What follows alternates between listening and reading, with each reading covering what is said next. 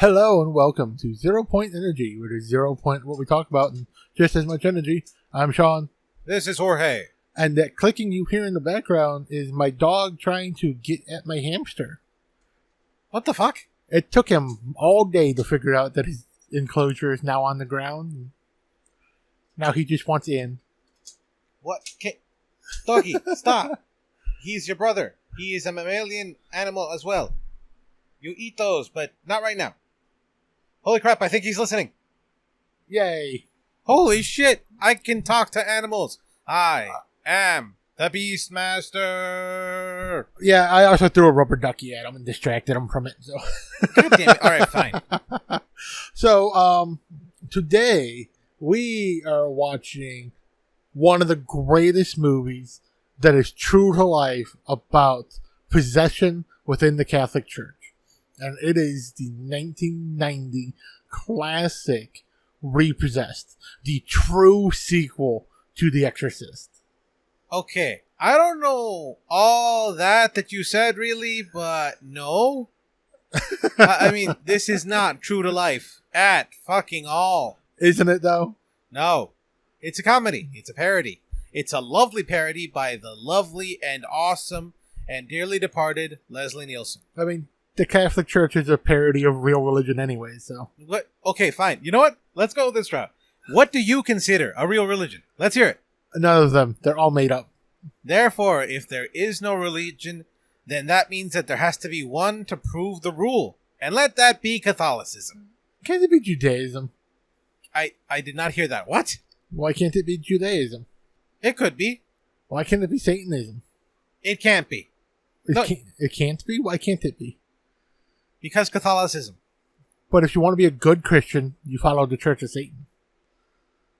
Yes and no. We'll leave that for another movie. No. There's no to that. Which one preaches that you should help those in need? Catholicism. Nope. Yes. Church of Satan. Both. Yeah, which one actually does it? Depends on who you ask.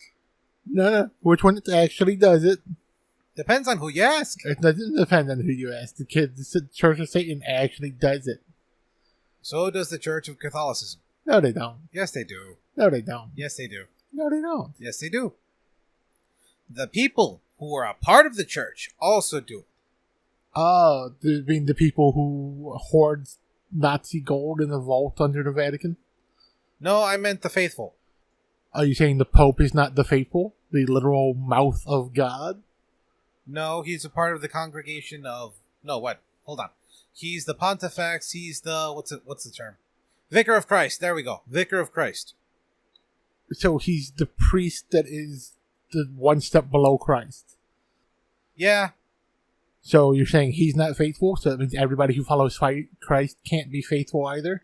If the most faithful the follower isn't faithful? You know what? I said this during the movie because it was talking about secularism and then it was talking about being religious and shit. Why are we friends? And quite honestly, this conversation reminds me, why the fuck are we friends? Like, it's been a while since I asked that, and yet I ask it every single time. It's because we can have conversations like this. Yes, where you put words in my mouth. I didn't put words in your mouth. You put words in your mouth. No. The faithful means the people who are adherents to the religion, not the organization itself. So the Pope isn't adherent to the religion? Can I finish? Can I finish? You can finish. Am I under trial? Are you trying to stop me from speaking? Yes. Counsel? Yeah, This is a Senate hearing. Meh. Anyways, like I was saying, adherents are the faithful. Usually not talking about those who are part of the organization, meaning the laity. The people who are a part of the organization are not the laity. They are priests, friars, nuns, sisters, cloistered or not, monks, okay, so all that kind of thing. So those people, since they're not lay folk, they don't count as the faithful. Because only the lay folk can count as faithful. So the Catholic Church is more like the Republican Party. They love the uneducated. Because if you know about the religion enough to become part of the religion, you know too much, therefore you can't be faithful. No. I mean, you just said the faithful only applies to the lay folk. Because that is what they are called. Which is the people who aren't a part of the organization, who don't know the secrets of the organization. Depends on who you ask by secrets and what you mean by secrets. Because there are a lot of levels. The full list of atrocities created by the Catholic Church. So you mean academics? Sure. We'll go with the academics. I mean, we have the list of priests that get shuffled around. We have a list of priests. We don't have them all, unfortunately. Yeah. See? You know what? It's because they shuffle them around too much. You debate me, okay? But I'm fair. I am willing to admit when shit is wrong, okay? And then you're like taking my words and you twist them around and shit. Motherfucker, I'm trying to be fair. Do me the same courtesy. I'm fair enough. Fair enough, my ass. I accept that there are some people who do good within the Catholic Church. But there are literally hundreds of millions of cases of the wrong. And unfortunately, most of those are, what's the word I'm looking for? Perpetrated by the same individuals who, like again we said, get shuffled around. Yeah. And since those are also the things that get written down and the history books are written by the victors or the winners, the Catholic Church isn't winning in this case because they would be hiding that better.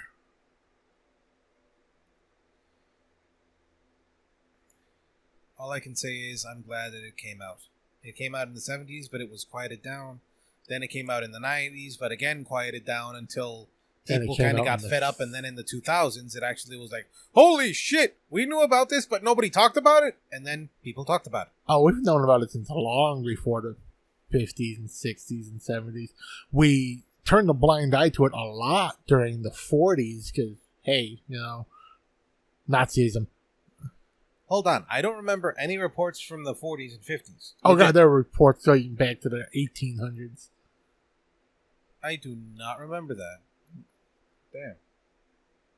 Wait. What? Sorry.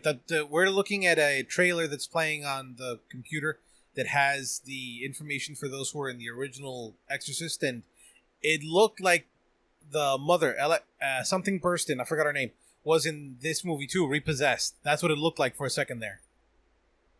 She was. She plays the mom in this one too. You're kidding me. Yeah. I'm pretty sure. Hold on, let's see. Nancy Aglet, Ernest Weller, Father Luke Brophy, Fancy Ned Aglet, Frida L. Oh no, it's Jacqueline Mache. There we go. Yeah. So she looks very similar though. Yeah. Sorry, moving on. Okay, so where were we? Catholicism. Right. Okay, so adherents of those people who actually follow the religion as, I guess you could say, properly, and I don't mean who only just pray and go to church and give tithes, T-I-T-H-E-S, tithes. Those people are just basically going through the motions. You actually have to do good works, do good things, give to the poor, stuff like that. Volunteer your time. Or sometimes people aren't called for that. There are different ways to serve the religion, serve the church. And I don't just mean churches in the organization, because the church is supposed to mean both the organization and the people, the laity. The best way to be faithful is to never listen to the archdiocese. Make your own decisions. We'll agree to disagree on that. If the church tells you anything, it's wrong. Not always. Okay? Always. Not always. Always. Some shit is actually good. Okay. Every priest is wrong in every religion all the time. No, that's a lie too. Now, blind faith is how we get cults. I don't disagree with you. Let me speak, for the love of all that is good. Where was I? Right. Follow your own internal moral compass. You have to hopefully have been trained by your parents and by religion, if you follow one, in basic morals, or follow your own morals. Like, I was taught that, not by my parents, but rather by the church, that being gay is a sin and you choose to be gay, or that if you don't choose it, that, it is a burden placed upon you by God and you need to resist that burden. Kind of like it's your sin, your cross to bear. And Sorry, not Barry, Carrie. And the idea behind that, I understand it theologically speaking, but I consider it bullshit. Because in the Bible it says, where there is love, there I am also. And there I being Christ, I mean. So I don't see it that way. I can't see it that way. That kind of love is wrong. You know what I mean? That's what I'm saying in terms of internal compass. Yes, I may hear that kind of preaching. Other times I hear the opposite. They're like, love is love. And again, those priests usually get a stern talking to or are disciplined in such a way. But they at the very least keep up that love is love if they don't outright preach that... If they don't outright preach that being gay is wrong. Well, yeah, because that gets them a stern talking to accept that gay is okay and to accept that people love who they love and all of that. But you know what? It never gets a stern talking to. It just God gets damn you. Usually it gets a promotion to cardinal pedophilia. Again, I can't deny it. Now, any Catholic that does deny it, you're the problem.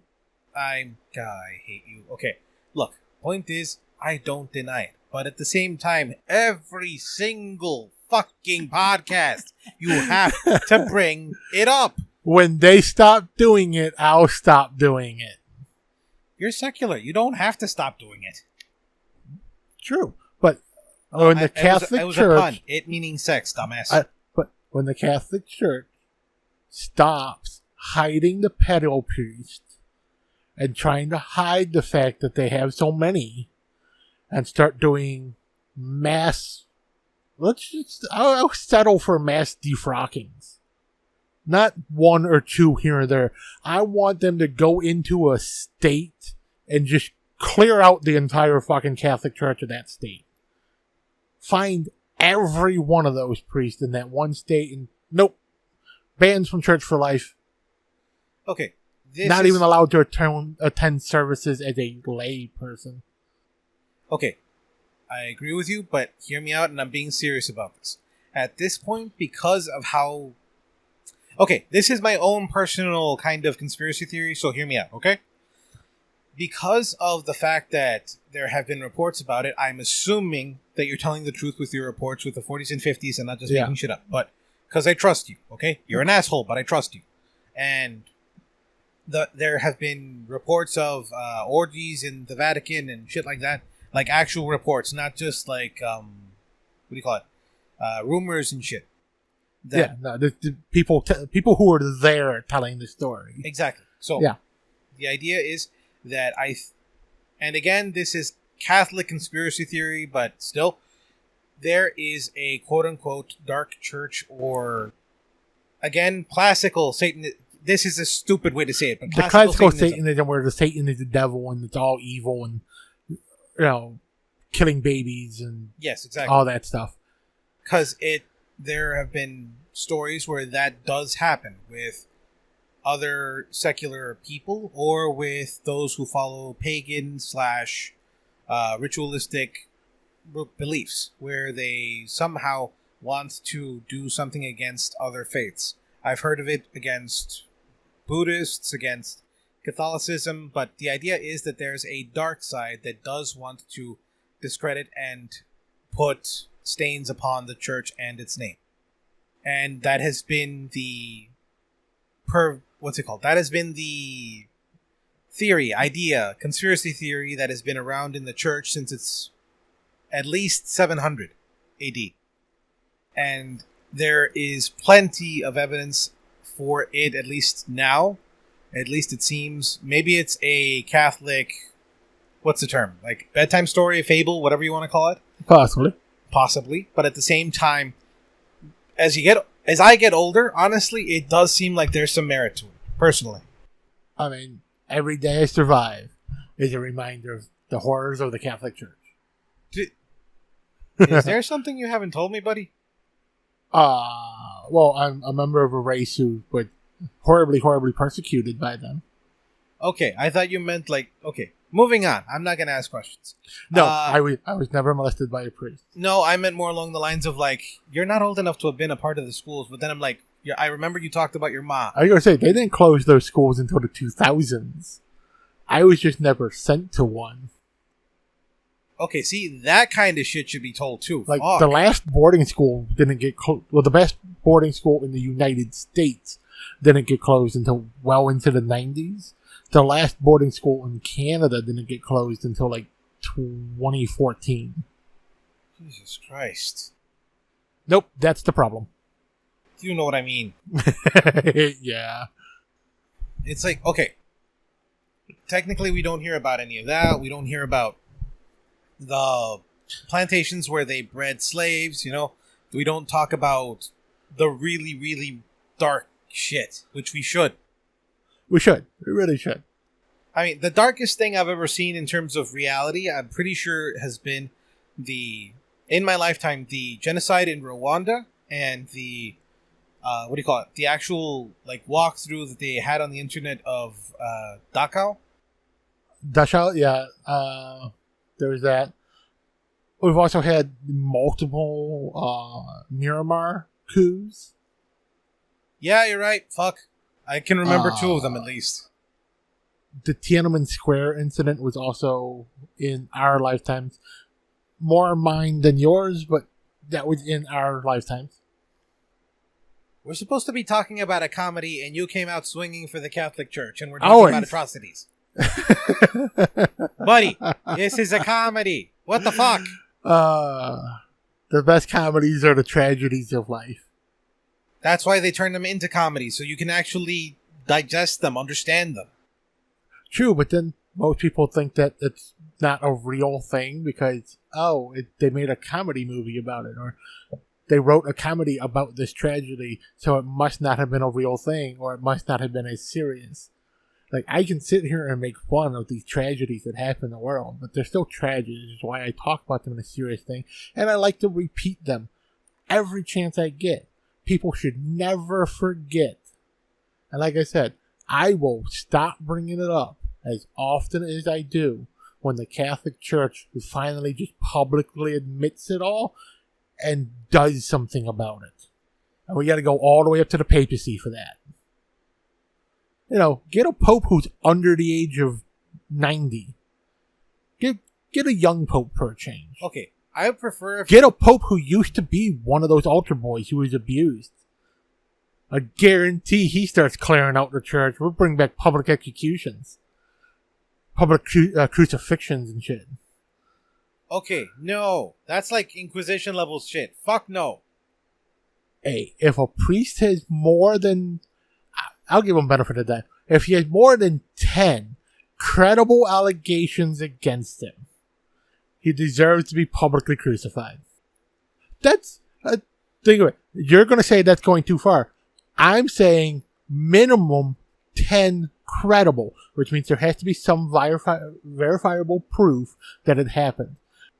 If that's too extreme because we're going to be getting rid of too many priests doing that, that's the problem. No.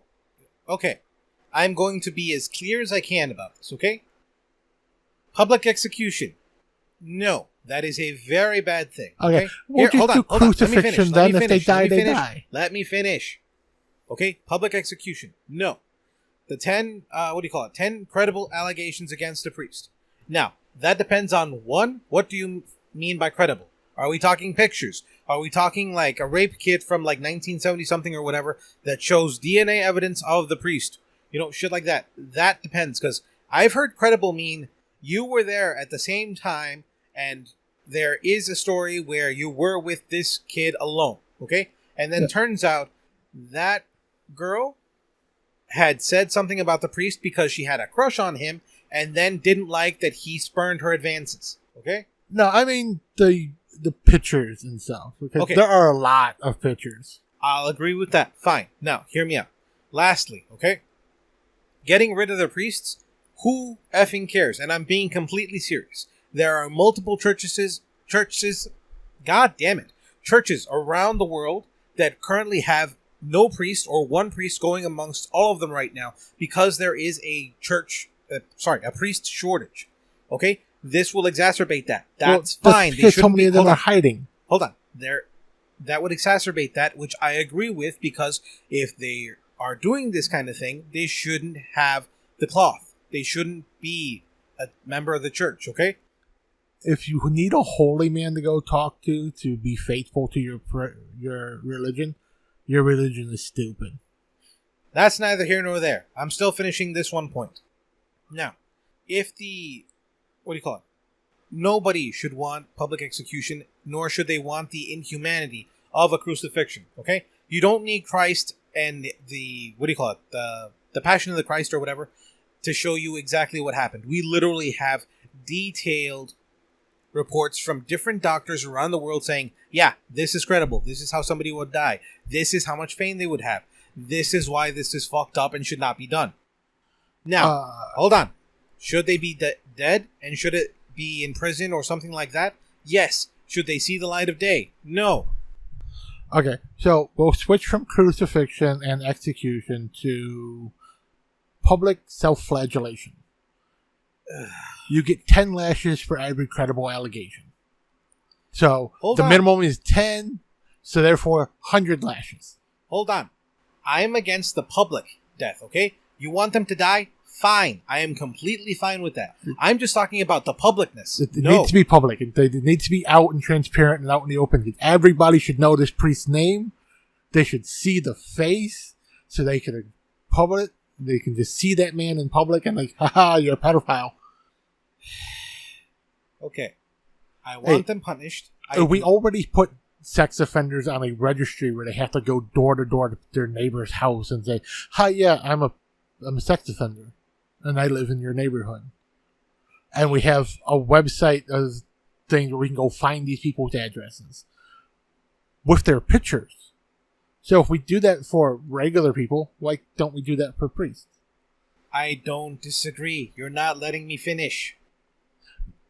Not letting you finish it. You're trying to say to take it out of the public and keep it private. No. Public. Everything public. Do it public. Put the trial. Put all that shit.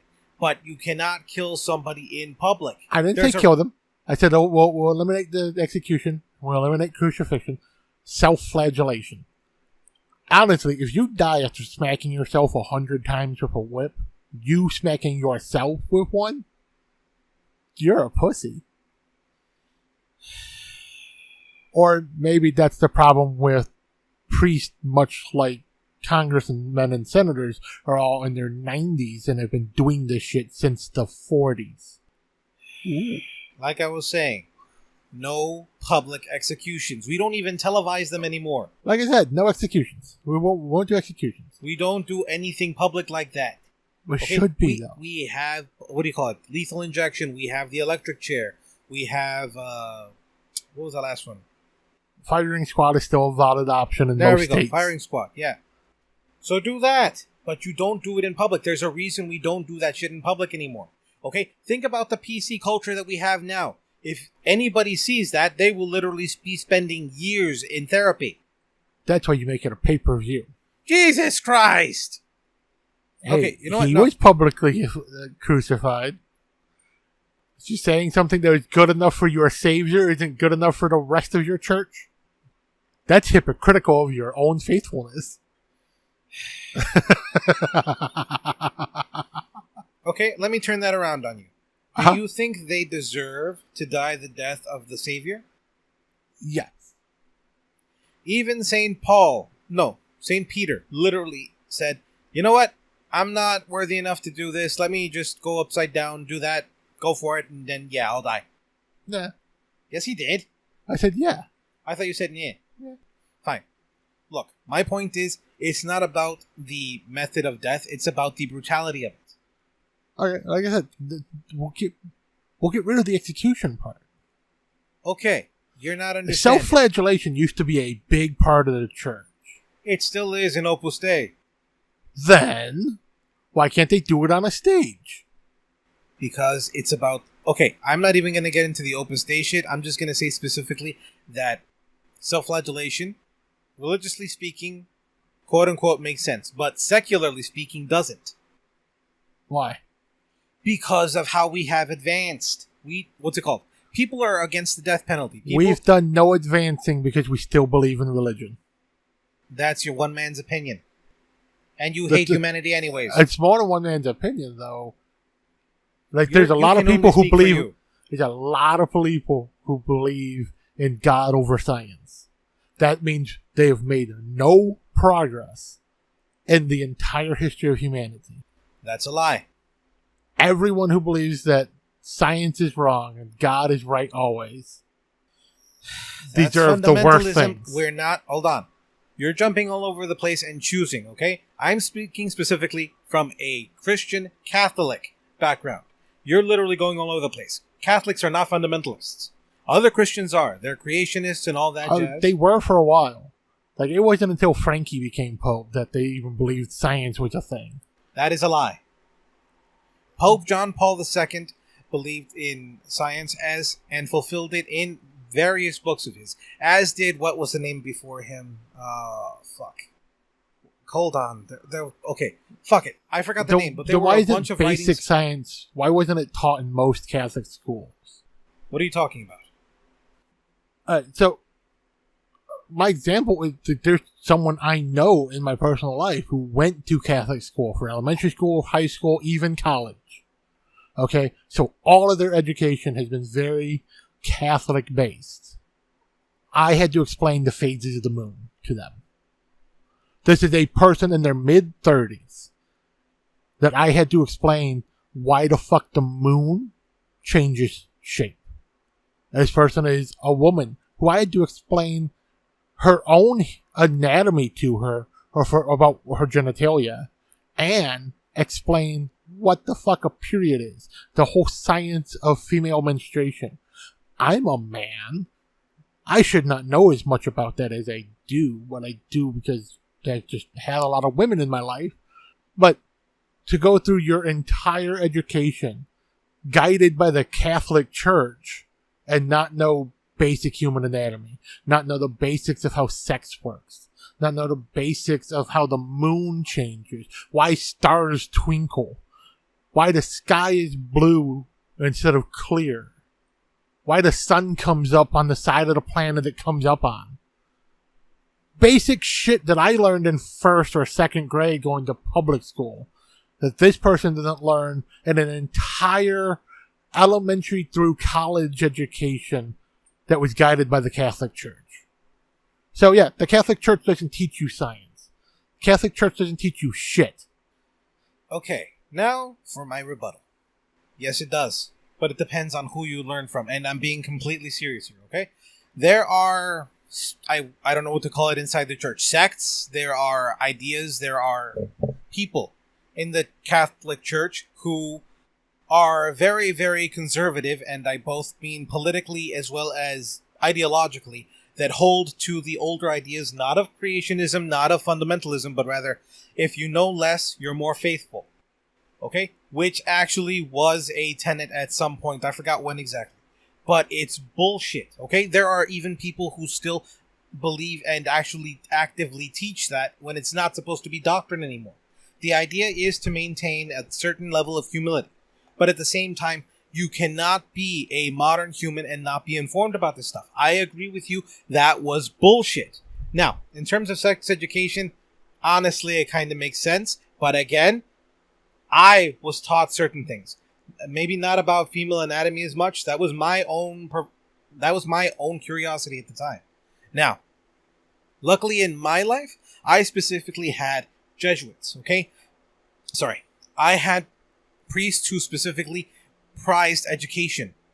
They prized God and then education because they believed that if you were informed, you could also understand your religion and the world itself so as to not stray. Now, whether that means stray from the religion or stray morally, I don't know. Yeah. But hold on, I'm almost done, okay? I learned all of that. I learned the moon, the stars, menstruation, my own body, philosophy. I learned politics. I learned world religions, okay? This was a well-rounded education. Again, Jesuits specifically. I don't know what order... From the sound of it, I'm going to be completely honest. I'm pretty sure it was nuns that taught your friend, right? Yeah, there were nuns. Nuns are... okay. Stereotypically, nuns are very, very, very conservative and also led to some, and I'm speaking about this because I know it, not because I don't know the atrocities of men, okay? I'm going to give you an example of that one in just a little bit to try to be fair, but nuns have been very, very, very hated in the times specifically that I know of from friends of mine who are older, since at least the 60s and 70s, you know, the whole with a ruler rapping on the knuckles or smacking people upside the head and shit. Yep. Okay, hell, we saw an example of it in this movie. Uh-huh. Okay, and they did that on purpose, which, again, I do not agree with at all. Okay? What do you call it? And to be fair, what's it called? The Spanish Inquisition was started by a friar, I want to say Ojeda, but specifically, he was the one who convinced the Spanish crown that there was a need for an Inquisition, and led to all the atrocities that happened throughout, I want to say, 2 decades? Something No, like sorry, that. not like, decades, 200 years. Yeah. And 2 centuries. And I'm not saying that it's all women. I just know specific stories specifically about this kind of thing happening to women by women. Ow. Okay? And you're right. That shouldn't happen, especially in modern day. You should be given the information. All the information. There's also the fact that the loudest voices, the loudest people who are the conservatives, the people who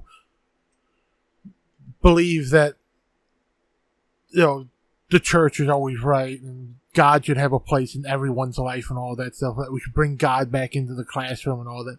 Those are the people who are the most uneducated.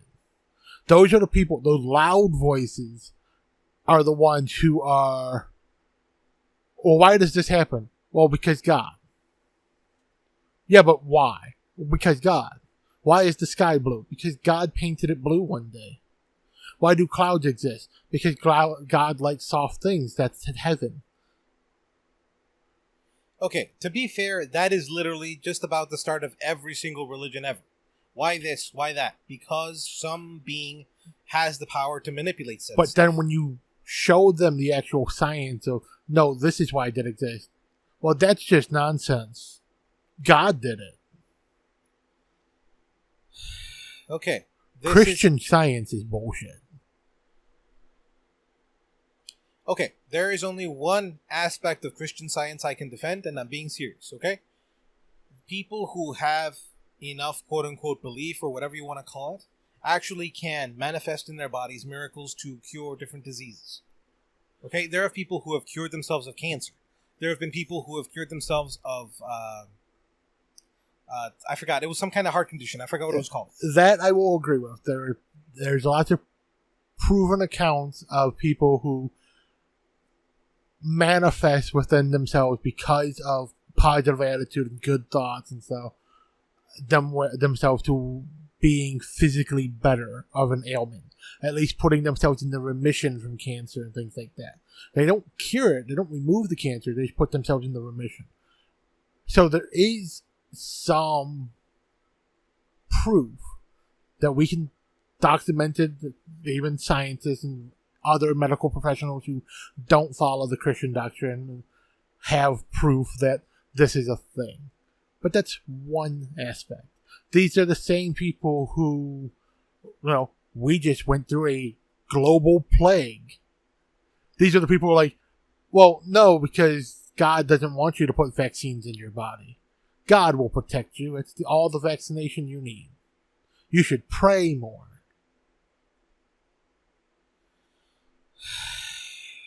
Okay. As a Catholic, how'd that work out for you, Jorge?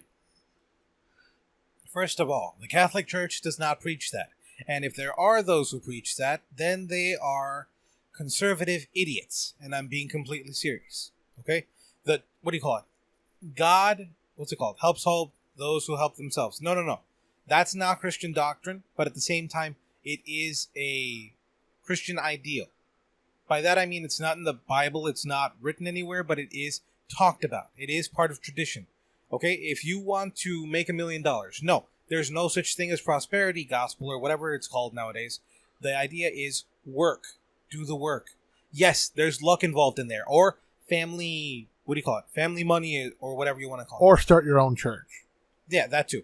Okay, point is though, specifically, If you want to get something done, if you want to lose weight, working out. Don't just pray and it'll happen. That's not how life works. That's not how God works.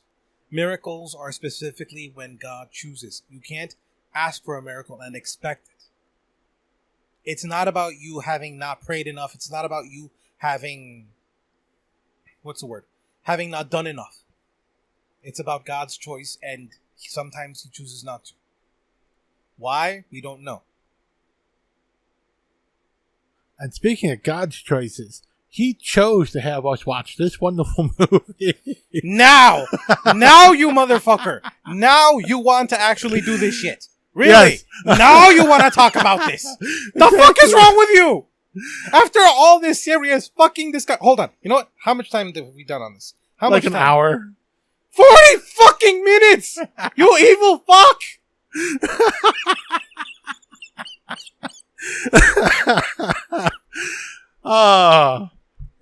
That's the best way to review a good comedy. Let's have a serious discussion about half of the topics in the movie. I fucking hate you. You love me and I love you too, buddy. Love is love. Okay, you know what? You're lucky I only have glass implements around me. I'm not that mean. If I had plastic, I'd throw it at you. That thing's weighted. Throwing my weighted teddy bears at me. How dare you? I think they're full of beans, man. It's beads. Yeah. It's not like I'm shooting you with a beanbag round. Yeah, they're bean bags. Okay, so finally onto the movie. This is, as I said, I like to think of it as the actual sequel to The Exorcist. I mean, that's the way it was billed in the trailer. Because it was just, even the trailer for this movie is a comedy. But it also stars Linda Blair. She, it's 27 years later. No, 17 years later. She's no longer possessed. And the devil repossesses her.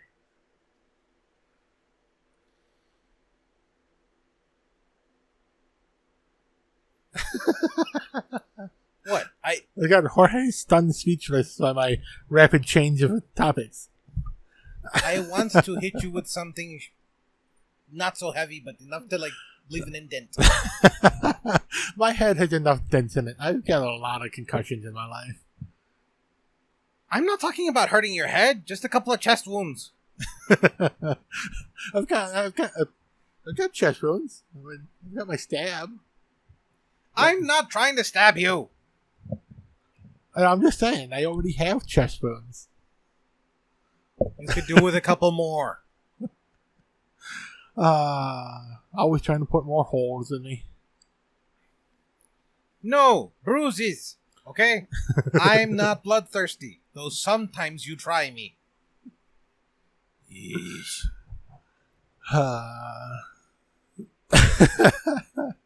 Anyway, specifically, the awesome Leslie Nielsen plays Father Jebediah May-I. Yes, literally, the last name is May-I. Father May-I, which is a running gag in the movie. Not so much always, but enough. They get two good ones in there. Father May-I? Yes, you may. Linda Blair, instead of Nancy Reagan, now plays Nancy Aglett, who prior, her name was Nancy Williamson or some shit like that. Some shit like that. They didn't go with the original name, but you get the idea. Probably because of copyright issues, but yeah. And you have Anthony Stark as the rookie priest, Father Luke Brophy. And then you also have the evangelist, who is a televangelist, who is very, very He's based on, oh god, Tammy Faye Baker's husband. I forget his name. Who the hell is Teddy Faye Baker? Tammy Faye Baker. I don't fucking know. You were born in the 90s. You don't know Tammy Faye? And her husband, who's also a big televangelist? Again, Catholic. Again. Catholic. You had a fucking TV? Why the fuck would I watch an evangelist? You watched Donahue? Donahue? Who the fuck is Donahue? Phil Donahue? You didn't watch Phil Donahue as a kid? Wasn't he a political commentator on like CNN? No. I mean, yes, but he was a daytime talk show host. Dude, I watched Maury. What the hell was her name? Christina. This was before Maury. What? Sally Jesse? Once, I think. And Oprah? Oprah, Ricky Lake, and... And you never saw Tammy Faye? No. What was the other dude's name? Jerry Springer. Springer doesn't count. Everybody watched Springer. What's your point? Also, Steve Wilkos. Awesome dude. Sure. Let's see. Tammy. No, wait. Faye. Baker. Tammy Faye Mesner? Possibly. Okay, Tammy Faye Baker. Oh, yeah, Baker. That's it, Tammy Faye Baker. Same lady, Mesner. Let's see. And she was married to televangelist Jim Baker. Yeah. I don't know these people. How do you not? Again, Catholic. Okay, I consider myself a Christian, but most Christians don't consider Catholics Christians, so meh. But it was such a big thing through the 90s. Especially, like, you've watched so many movies. And so many movies have made fun of these people. This dude? Yeah, I think so. Yeah, I don't know this dude. Also, lay off the plastic surgery, dude. Bruh. You know, he's trying to keep himself young in the eyes of God. Prayer and fasting. That's all you need. Prayer and fasting. Actually, then again, probably not. You know what? God wants you to die anyway, so bring it on. But yeah, he was one of the first ones that actually got caught for scamming people. Granted, he didn't get caught for scamming people until after he was accused of rape. And then when they looked into his other stuff, they found out that the accounting was horrible and like he was literally ripping people off because he was one of the big names back in the day of send me $1 and you can go to heaven. Which again, it goes contrary to the Bible. Prosperity gospel is not a thing. If you believe in it, I am sorry you were led astray. God damn it, you know what? You're making me fucking preach. I fucking hate you. I don't do this shit. I live my life and I do my best. If people like my example, they ask, I will tell them I am Catholic. I don't know. I think my life is much happier by shitting on religion constantly, especially the Catholics. That's just because you have fun. I do. I mean, you have fun. I prefer peace, thank you. Anyways, where were we? Repossessed. Yes. So again, we got Ned Beatty playing Ernest Weller, who is his character is a parody of Jim Baker, and his wife Fannie Ray Weller is played by Lana Schwab. Okay, I mean, this movie is very weird. With a PG-13 rating in 1990, apparently you could get away with showing a lot of tits. Well, not a lot, but like 3 or 4 pairs. 3 or 4 pairs. Oh, and also a 2 women full nude from behind. Yeah, but that's just butts. Still, they couldn't show that nowadays on a PG-13. Yeah, unfortunately. Like, how do you say it? Women's liberation and all that. Free the titty. And then at the same time, PG-13, no titties, one fuck, just yeah. I mean, okay, again, from a Catholic standpoint, okay, the female form is beautiful, as is the male form, depending on who you ask. I mean, women like men like women, men like men, women like women. You get the idea. Point is though that we have gotten again as Americans so.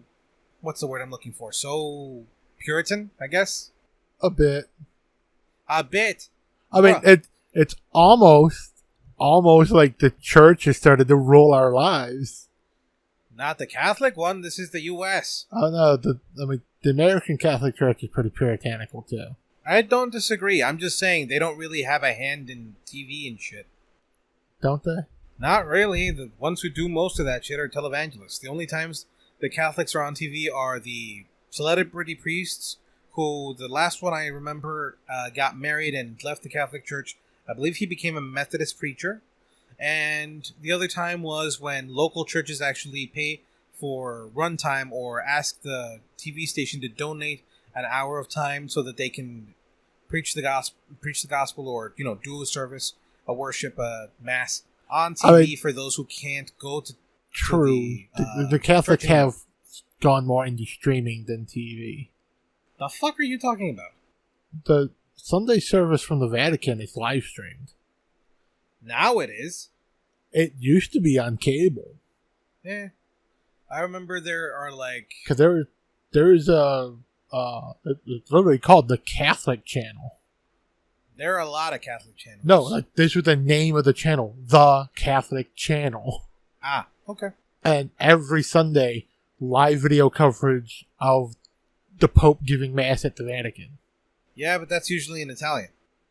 Still, they had subtitles. Fine. Specifically, I know of 4 or 5 different priests, 3 in Mexico and 1 in El Salvador, and I believe 1 in Colombia, who also live stream their broadcasts of Mass. There's also one, how do you say it in English? Where a bunch of monks live, or friars. Monastery, thank you. Monastery, where they also transmit lauds and all those little different services that they do throughout the day to glorify God. During the COVID lockdowns a few years ago, you and your family were doing you're watching the stream services. Yeah, that's how I found out about it. See, I knew about them before that. I just never really watched any of them. I mean, I did sometimes. I always have to do my research. I can't make fun of it if I don't know about it. Yeah. I mean, what do you call it? Some of those, they were smaller channels before, and now they have thousands of people, or had thousands of people watching them during COVID. Oh, yeah, because they, worldwide, there's no one can leave to go to church. That was how they got, their mass. So back to the funny movie. Motherfucker, you're the one who got me tired after all this shit, and then, how do you expect me to speak about this, okay? When I'm so effing tired. You're always tired, though. You're so tired you fell asleep during this funny movie. And then I rewound it and watched it. True. Still. Meh. Don't start that up again. You're gonna get the Welsh to come back here. Not that I hate the Welsh. I love my Welsh brethren. They can go play with their Pinky Pop. Moving on. Specifically, whoever played the wife. Jesus Christ, this woman is... it's Lana Schwab. That's it. This woman cannot sing. Please, man, do not sing. Yeah, neither could Tammy Faye. But she always wanted to sing. Okay, ladies, do not sing. Please, do not sing. If Tammy Faye is anywhere near as bad or worse than Lana Schwab, I am sorry for the thousands, maybe millions of Christians who watched her. I truly, truly am.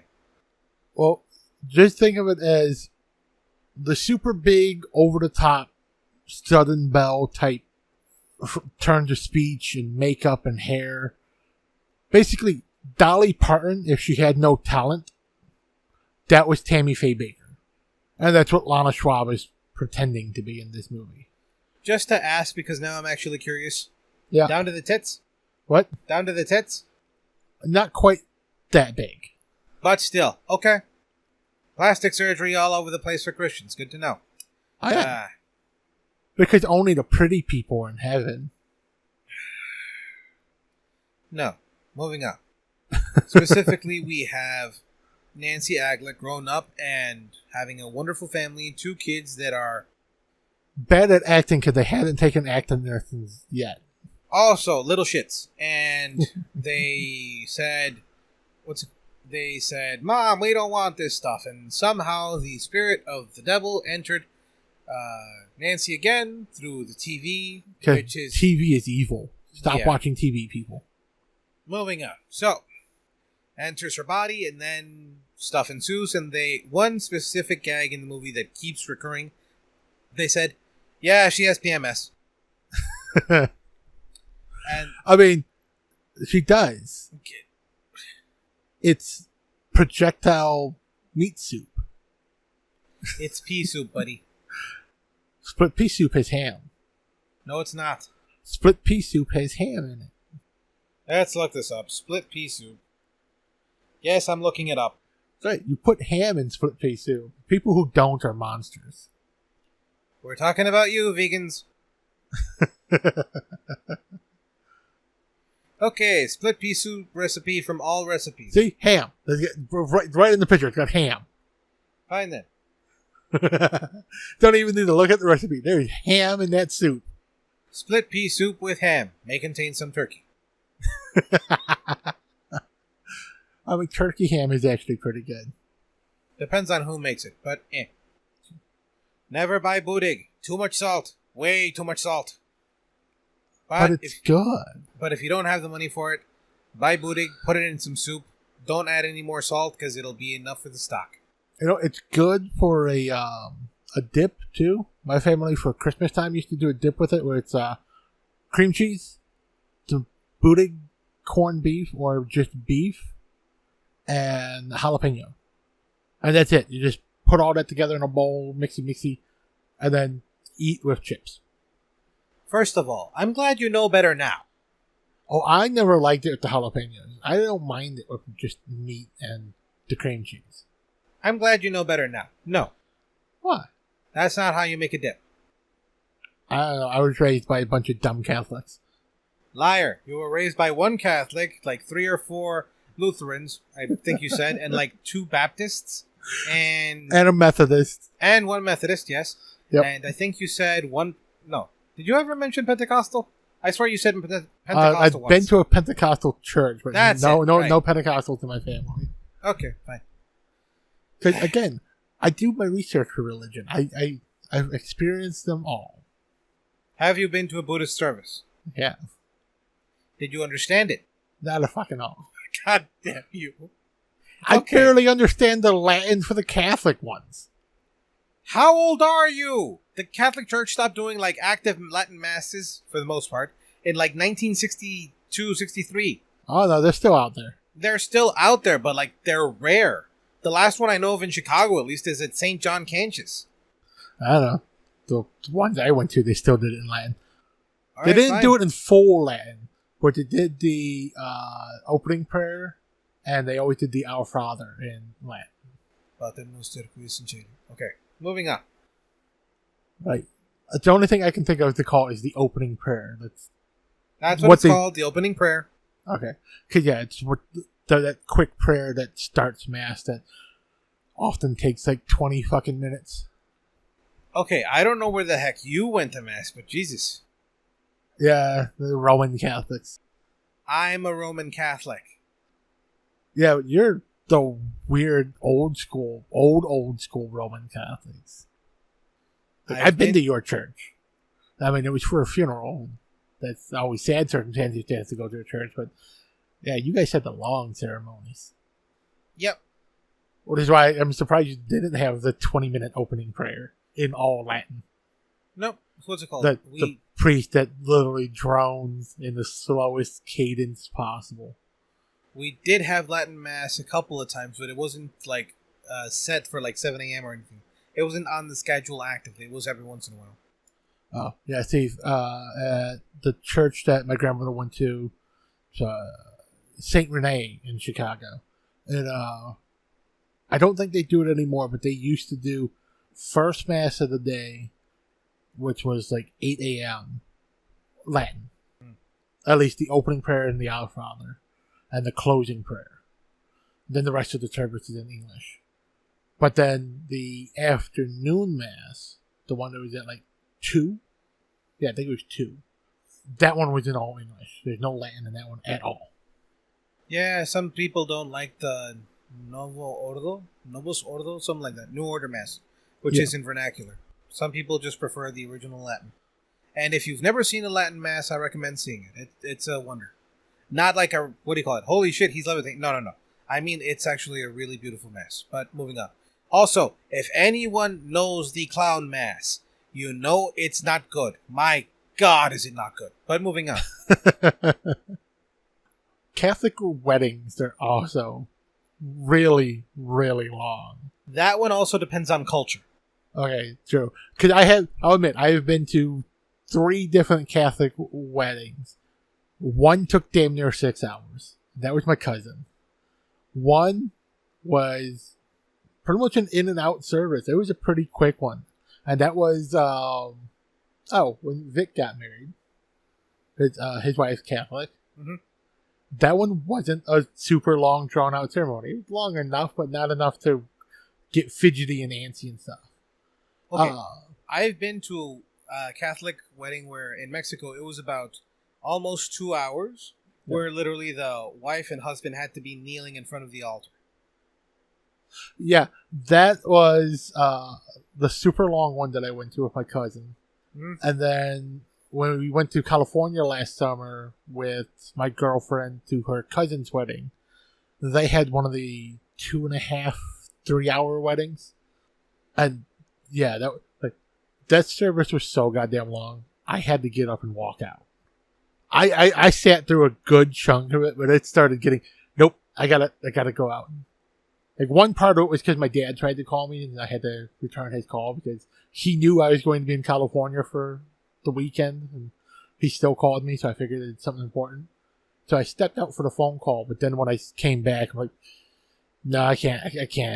Like, this should have been over like an hour ago. They're still on prayers. They haven't even started the actual ceremony.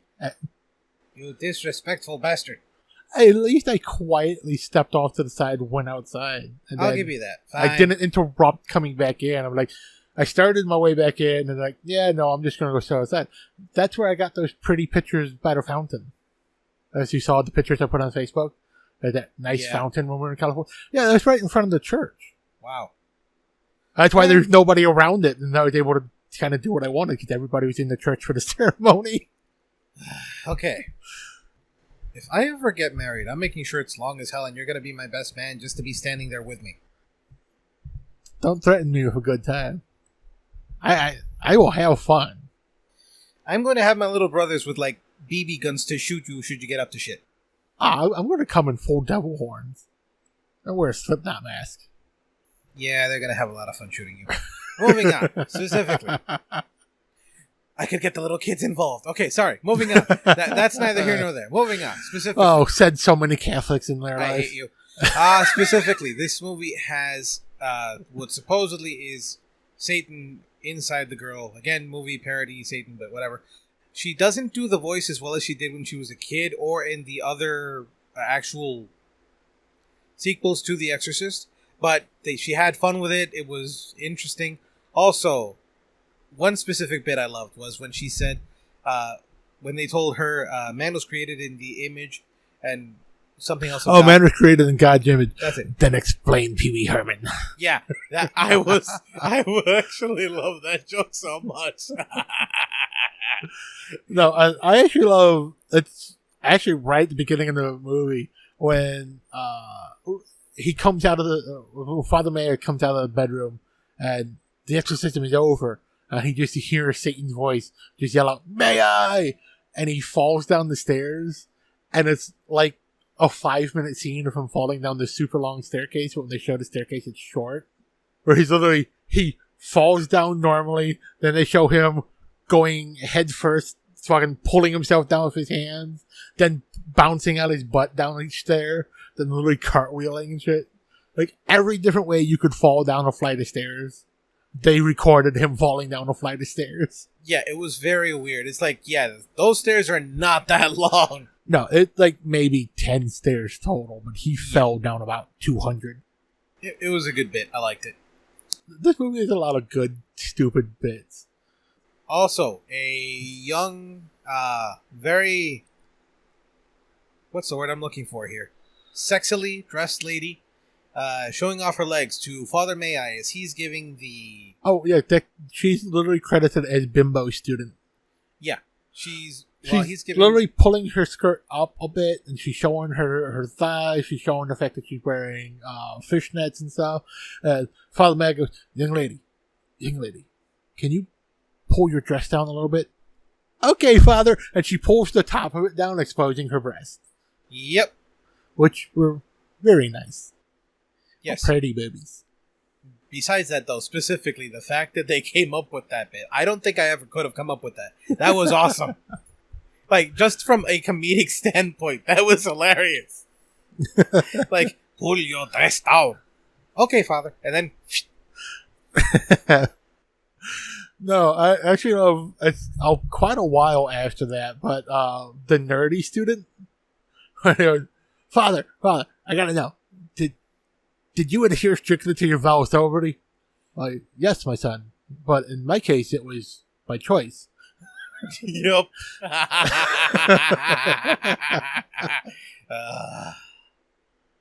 Yes, the nerd was kind of not good looking. Moving on.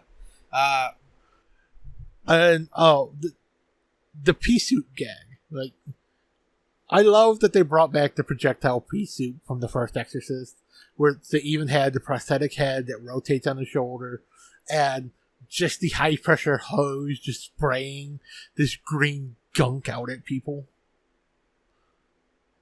I love that. I love that they had Nancy do it twice throughout the movie, but then towards the end, when Father May-I finally comes and decides he's going to help with the exorcism, he knows that she's going to get ready to do it to him.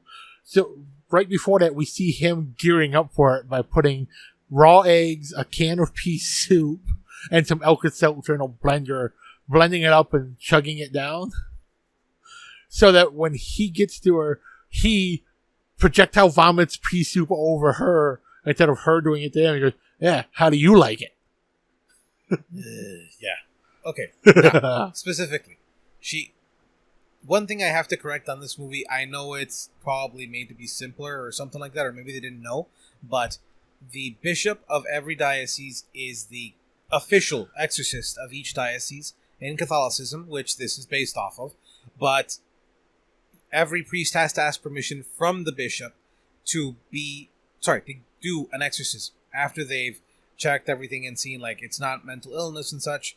I'm just mentioning it in here because they put specifically the Supreme Council of Exorcists. That's not a thing. The Supreme Council of Exorcist Granting. Whatever. Yes. Okay. Yeah. Fine. Supreme Council of Exorcist Granting, or Exorcism Granting. Whatever. Specifically, this is when they bring in the televangelist, Ernest and Fanny. What the hell were their names? Ernest and Fanny Weller. That's it, Weller. And it just, even in the name of ecumenism, just no. Catholics keep the what do you call it? The exorcism more to themselves, as it were. There are schools where different branches of Christianity can apply and actually come to join. I've met priests from not priests, what are they called? Pastors, right? They call themselves like pastors or something like that. But they're trying to convert millions because they only have over 1 billion people, according to this movie at the time. Okay, Christians, billion, yes. Catholics, not really. Moving on. Specifically, though, they want to convert more people and put it on televisionable things. They want to televise an exorcism. No! People barely agree to have recordings of it, whether it be sound or video. Well, see, people agree. It's the church that doesn't agree. Because the church in real life doesn't... Like, they really try as much as possible to hide the fact that exorcisms are a thing. It depends on who you ask. Well, it's only because of the few times that they have done exorcisms that we know of, they've usually gotten sued. Or the person they excised died. Not always. Not always. It's because the whole point is people who are exorcised usually prefer to be kept quiet. They don't want to be known for that. You know what I mean? Like the kid who was the kid from the book from William Peter Blatty that The Exorcist is based off of. His entire life, he didn't want to be known for it. He literally kept him quiet until he almost died. Yeah. But then like you have the really famous, well-known ones that they made a decent movie about the exorcism of Emily Rose. Real name, Annalise something or other. I forgot her last name. Yeah, where like her exorcism just went wrong and she ended up dying, and it became a big public court case about whether or not they should actually perform exorcisms or not, and like why isn't there a standardized way to do an exorcism, and why is there even a chance that the person who's being excised could die through the process? You want the scientific answer or do you want the religious answer? Well, like I know the answer, but that was the whole point of the case. Is why is there even a chance? Isn't there a way to do it where there's no chance of physical harm to the person being excised? And if there's always a chance of it, why isn't there a standardized form? Why don't we know what an exorcism entails? Why is it so closely guarded by the Catholic Church? Literally, the fact that they perform exorcisms and which priests are specifically trained to perform exorcisms is almost as closely guarded a secret as the list of safe houses where they shovel the pedo priest to. Okay, I don't know about the pedo priest thing. Safe houses, I've heard of them, but moving from there specifically, it's not a secret. Not really, not anymore. Anybody can order a copy of the Roman Rituals from Amazon. Right, but it was. It's after that court case is when they started, no, we have to release this information. Because they lost that court case. It's one of the few times the church as a whole has lost a court case regarding one of the church secrets. So now everyone, you can easily look this up, that there is a standardized form of what is and isn't proper for an exorcism. And realistically, there should not be any chance of physical harm to the person being exorcised if the rituals are performed 100% correctly. Yeah, I know that it's hard to do it all 100% correctly, because is this person actually possessed, or is this person just flailing about because they're flailing about? Like, is this a devil possession, or is this autism? Okay, now to explain specifically. Okay, no exorcism is exactly the same, and by that I mean procedure-wise, yes, technically. Not exactly the same because it depends on the possessed. It depends on what they're manifesting. Assuming that they are actually possessed, they're not all the same. It could be levitating. It could be incredible strength. It could be voices. It could be speaking different things. Not all of them are together. Hell, there are people who literally have scratches in their body of different words and stuff that come up. People who manifest literally spitting up frogs, or making frogs appear from nothing. Yep. Or even bugs. The bug thing is rare, though. You'd think that would be more common. What's more common, the bug? Oh, just summoning basic plagues. So, okay, the frog seems really common, but the bug seems like locust seems less common. Not always locusts. There's also flies. There's horrible smells, cold. Yeah. Yeah. Which, if you go with the books and the movies of The Exorcist, the fly thing is actually super common, according to that. But real world exorcisms, that's a rare thing to have the summoning of the fly swarms. Yeah. Which, again, is weird. You'd think that would happen just as often. It'd go hand in hand with the frogs. Also, another thing. There are hierarchies of demons, and honestly, a lot of them claim to be the actual fallen one, when they're actually some other name on the hierarchy. Please do not look them up, because names do have power. That's all I'm going to say on that regard. And as far as I know from my own studies, the original fallen one doesn't actually publicize his name. True. Like, Satan just means the enemy, and Lucifer was the name of an enemy archbishop or bishop from back in the day, in the early parts of the church, and they used his name specifically in scripture and other traditional writings because they wanted to make him unpopular. Ooh, wasn't he the same one that there was an artist who was painting frescoes in the church, and because this one priest was such a dick, he made the devil look like him? I'm not sure. I know that is a thing, but I know that is a true story. I forget the artist and I forget the priest, but there, like, the church commissioned this artist to paint this giant fresco across, like, I think I remember it was a ceiling or a whole wall, but they just do this big fresco in the middle of the church, and this one priest was just being a dick to the artist the entire fucking time. So when he finally got around to drawing the devil in this fresco, he made him look like the priest, and everyone else thought it was funny. So, but when the priest petitioned the higher ups in the church to come and do something about it, they're like, "Yeah, you've been a bad person." He drew what a bad person looks like as the devil. Like, they backed the artist because the priest was being a dick, and it was well recorded from, like, everyone around. Like, yeah, every time the artist comes in to work on a painting, the priest does something to fuck with him. Okay, yeah, there's a bunch of ideas like that.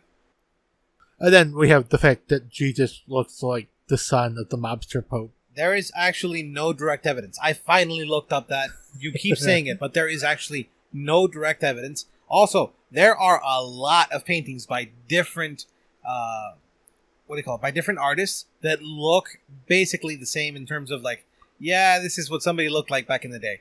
Or they didn't want to bother and just, yeah, this is what I'm going to put because everybody basically looks like this. Everybody has a beard, everybody has long hair, and yeah. But most depictions before Borgia became Pope, they had the slightly darker skin and usually a bit darker hair. They didn't start standardizing as white blonde Jesus until after. Again, I don't disagree, but for the time period, it's kind of common. I know it's kind of common. It didn't become standardized until after he became Pope. So there's somewhat truth to him becoming Pope standardized what is the image of Christ. Yes, but whether or not it's his son, yeah, I'll agree with the on that one. Fine. Because that's mostly anecdotal evidence. And you had me believing it till now, even though it was anecdotal. When I tell you something, I make sure I am sure of it, but instead, you tell me bullshit. Yeah, I would like the same my exact courtesy given to me. Thank you. But my anecdotal evidence is something that has been also believed by the church for a long time. That the way Christ is represented was a reflection from Borgia's popedom. Thank goodness for modern academics who have disproven it. They've not disproven it, they just haven't proven it. Okay, and let me put it this way. Made sure that people know it's circumstantial at best. I mean, that's how the church gets away with pedophilia. Circumstantial at best. And we circle back. I mean, we always will. But moving back on to Exorcism, because we've already beaten that horse to death and made glue even. Then we fed it back to horses and beat that one too. And made new glue, and hey, you know what? It's effective glue. Shit always sticks.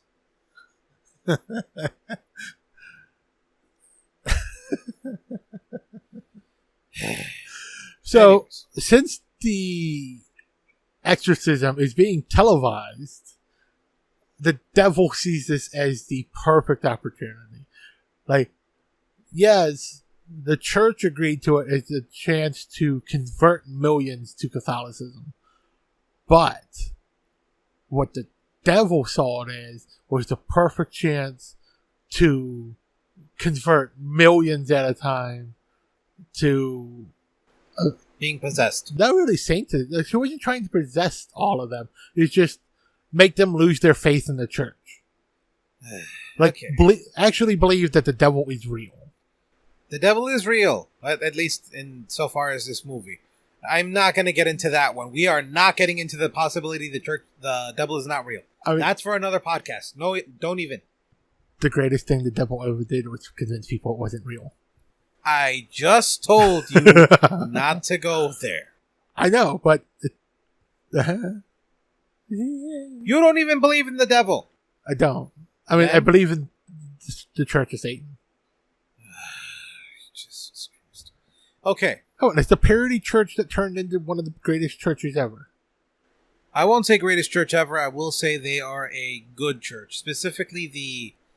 what the hell was their name? Not the ones that were like... what's his name?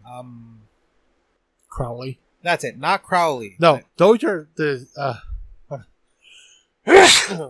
those are the God bless you. Evil Satanists. Those are the people that are the let's sacrifice goats and use blood and our things. Those are the Crowley Satanists. No, I mean the Church of Satan Satanists. Oh no, I'm sorry, the Satanic Temple. There we go. I was going to say. I was getting the wrong name wrong. The Satanic Temple was a parody that was started mostly because so many government agencies were like, yeah, we should put the 10 Commandments out in front of like public halls and stuff. And like, well, if you get to put your religion on display, we should be able to put ours on display because freedom of religion and all that. Which is why they started commissioning the giant statues of Baphomet. Yeah. But then it started like, well, what are the tenets of your church? And they literally just started listing the tenets of the Christian church. But they were actually doing it. It was like, yeah, we feed the hungry. And they opened a soup kitchen that was free for everyone. Whereas the Christian one down the street from them charged people. They only charged them $1, but they still charged them. So again, the parody where Satanist religion literally became the better version of the Christian church. And now nobody knows that it was originally started as a joke. Yep. So, yeah, fun times. Like I said before, I agree with what they do. Don't agree with the name, but we'll leave it at that. Sure. Specifically, I also love that when Father May-I and Satan were going at it, they had Mean Gene Okerlund and Jesse the Body Ventura providing commentary. It was utterly ridiculous. I loved it, but goddamn. He unearthed the anti-gravity body drop. That's illegal, Mean Gene. Now, specifically, this movie is ungodly dated. I will completely and utterly admit, but it still It is full of so many pop culture references from the end of the 80s. So, if you weren't at least born in the 80s and never watched a TV before 1995, you won't get almost any of these references. You won't. Because Jorge didn't, because he was born the same year this movie came out. Yeah, I got I want to say 50%, but probably not even that, maybe 40. Honestly. Yeah. Also, whatever happened to the big, teased up hair? I fucking love that. It comes and goes. Then again, so do you. Let's see. What else were we talking about with this movie? Oh, the final actual exorcism. Like, when they've basically given up. They've tried everything. All the things that the devil hates. They tried sex. They tried drugs. They tried rock and roll. Wait. They didn't try rock and roll.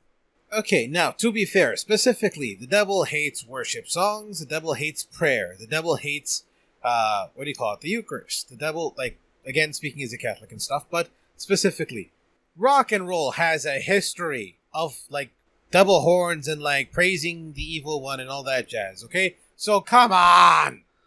I mean, rock and roll also has a long history of being full of worship songs.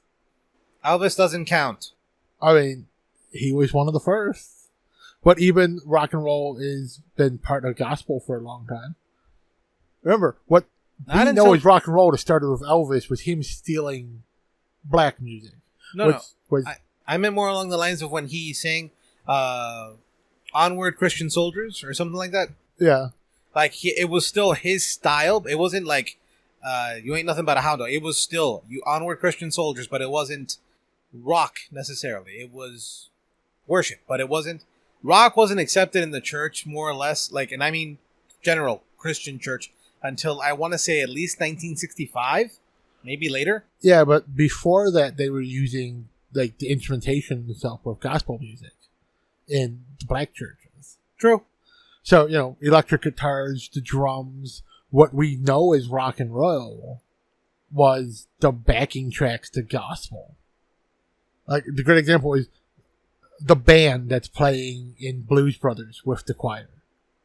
Right. Okay, yeah. Black churches have been doing that since the 50s, if not before. I'll take your word for it. I honestly don't know for sure. I just remember a specific example in the 60s, but that was more like country rock, as it were. Still rock. Yeah, I'm just saying. Now, where were we? They had the rock, and they had the Pope on guitar. They had the Dalai Lama on keyboard. Yeah, I mean, then the devil is tormented while still dancing to it until finally... Yep, while they're performing Devil with a Blue Dress. Yes, that's the name of the song, Devil with a Blue Dress on. And then we have a bunch of little cameo changes by Leslie Nielsen. He, turns into Michael Jackson. What do you call it? A couple of rock singers, but I don't know the names. He starts out as, I believe, Nikki Sixx from Motley Crue. Ah, okay. Then he goes into Robert Palmer, which they have the Robert Palmer dancers dressed as nuns. Yeah. And then from there he goes into Michael Jackson. I mean, and at one point he puts up the gloved hand and it's a Mickey Mouse hand. It only has the 4 big fingers. Yeah, that was weird.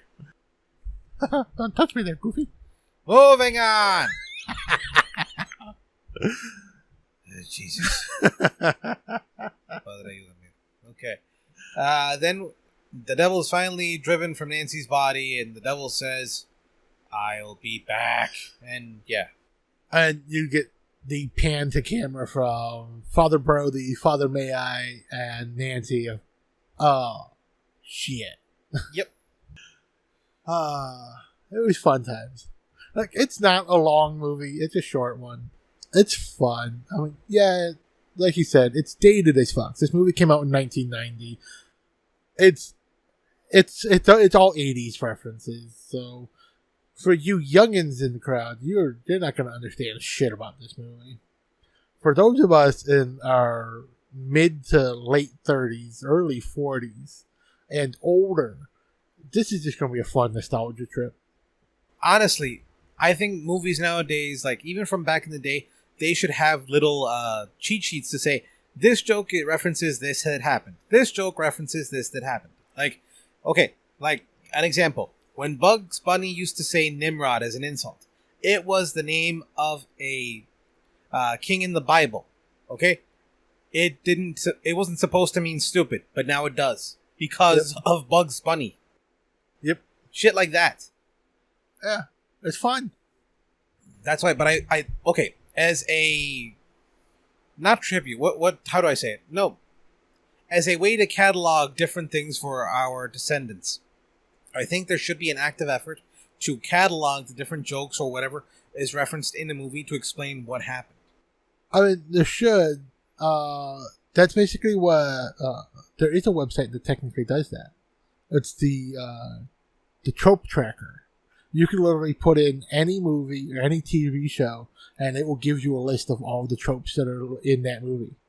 Does it include the references? Yeah. Okay, I salute you, Troop Track. Hold on, let's pull them up. We can give them a shout out. I think it's called like tvtropes.com or some shit like that. We're looking it up right now. Just give us a couple seconds. Okay, let's look up Repossessed.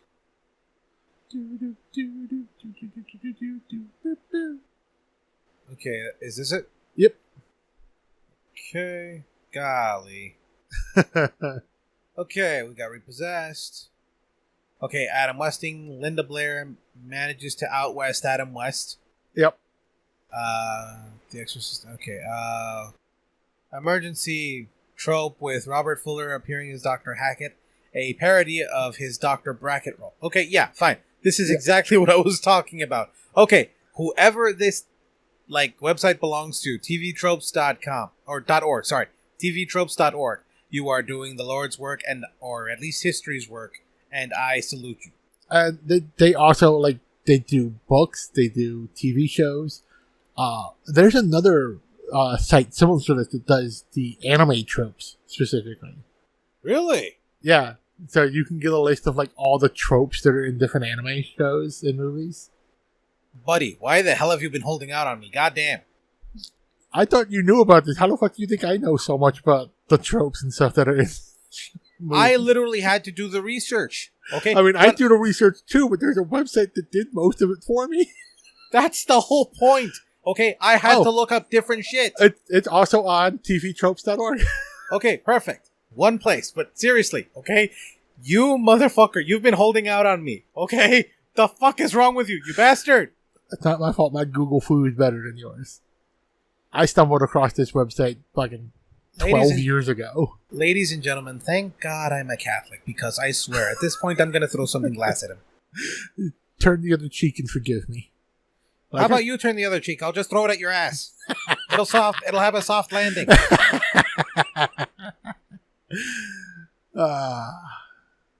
Love you too, buddy. I hate you. All right. What were we talking about? The movie's awesome. It is. Obviously, I'd have to look up TV tropes. It would be a hell of a lot funnier, but yeah. Yeah. I mean, you gotta expect it with older movies. You won't recognize everything because you didn't live it. You don't know the story. You don't know the culture. Hell, if a kid right now saw things like Negima or But here's the thing. I was 5 when this movie comes out. I remember all these tropes. I was less than 1. Still, some of the stuff that they talk about that is a trope in the movie is shit from before I was born. I know it. Lucky you. But I also grew up watching the news. I didn't. I specifically woke up watching Plaza Sésamo, literally Sesame Street. What do you call it? I watched Sesame Street and Mr. Rogers and all that too. No. You're not understanding. Plaza Sésamo in Spanish, okay? It came on early on weekdays on Univision, okay? So that was the only kids-oriented Spanish stuff I could watch. And then I had to make do with WTTW Channel 11. Shout out to PBS, because literally I learned English watching them, and I learned about different things in the U.S. I mean, yeah. And your grandparents didn't watch the news every night? They did. What the heck did I care? They were watching telenovelas before the news. So you didn't just sit in the family room watching the TV together, and when the news came on, you just stayed in the room? No, because by that time I had to go to bed. The news starts at 5 o'clock, man. No, not for me. It didn't start till 9. Every once in a while I'd catch a local story, but I didn't catch so they watched the late night news, the 9 o'clock news. Yeah, see, we watched the morning news, the afternoon news, the evening news, the nighttime news, and the late night news. We're all news all day. On top of soap operas. If I was home from school because I was sick, we're watching Guiding Light, Days of Our Lives, General Hospital, Santa Barbara. Yeah, I wasn't allowed to watch those telenovelas in Spanish. Not because they have Spanish equivalents, but in the early morning, because those were the ones that had the risque stuff, sex and bikinis and yeah. Oh yeah, they did. They did very much so. And that's why I wasn't allowed to watch those. I specifically just had to read or watch PBS, and I basically watched PBS when I stayed home from work. I mean, from school. And I, like I said, I learned a ton. That's actually part of where I learned some religious stuff, because they used to have, on the weekends, some Catholic... I forgot what it was called. It was a Catholic show. Oh, I think I remember that show, because I used to watch a lot of, Telemundo and stuff when I was a kid too. 'Cause that's the thing. On like Saturday mornings, they had subtitled shows. Yes. But only on Saturday morning. Hmm. But then again, the Korean channel also had subtitled stuff on, like, weirdly, only Wednesday.